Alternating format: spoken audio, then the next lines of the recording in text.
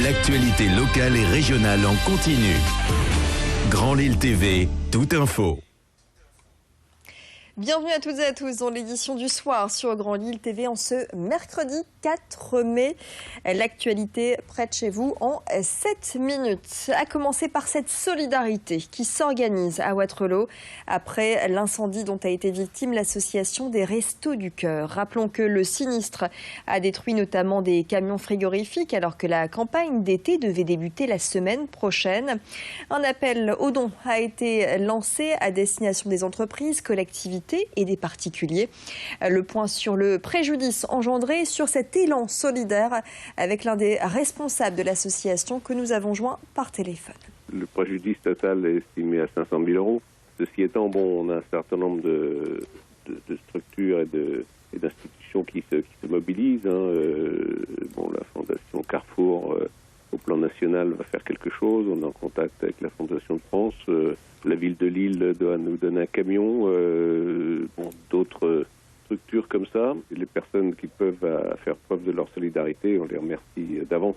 Je précise que tous les dons peuvent faire l'objet d'une déduction fiscale. C'est comme important de le savoir, de 70%.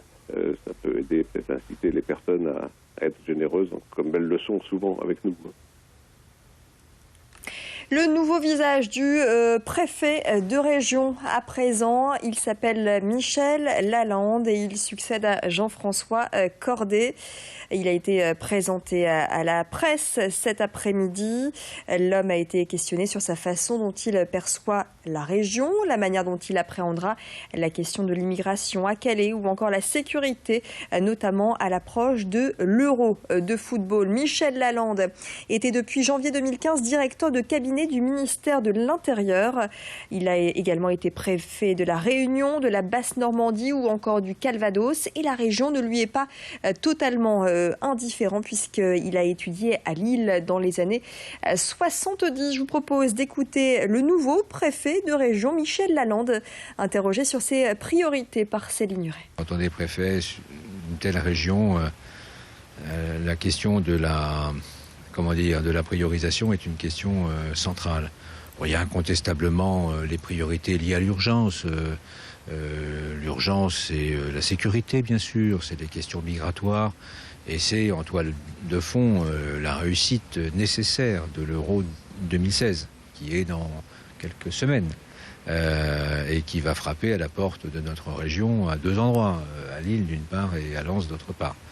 Donc on a des urgences, j'allais dire, immédiates et qui sont centrales pour la région comme pour la France.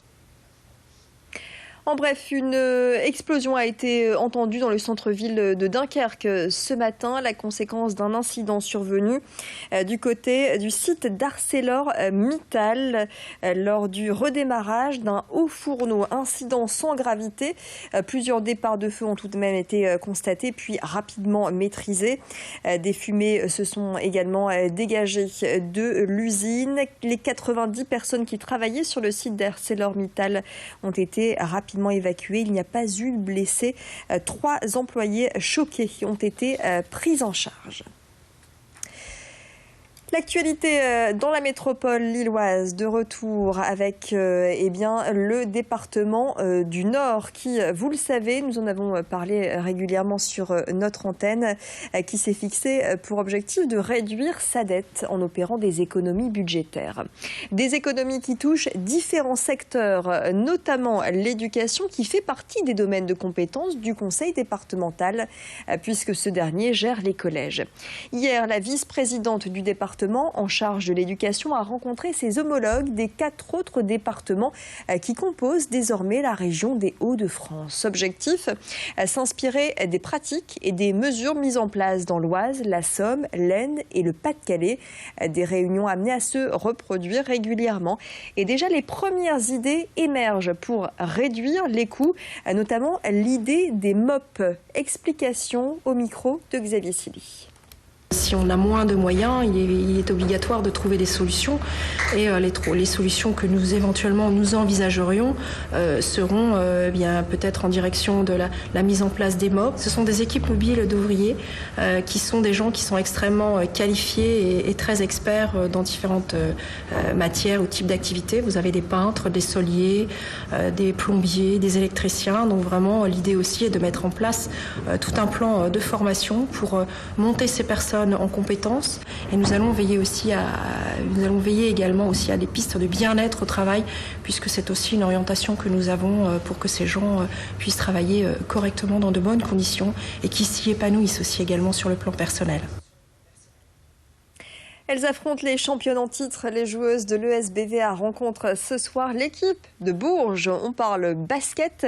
Les Villeneuvoises ont la pression pour cette demi-finale du championnat de France, avec un air de revanche après la finale perdue face à ces mêmes adversaires l'année dernière. D'autant plus que Bourges les avait battues également en finale de la Coupe d'Europe.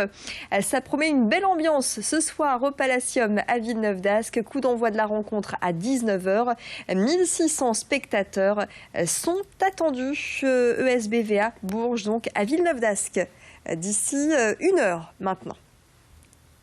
Image signée Anthony Vermus.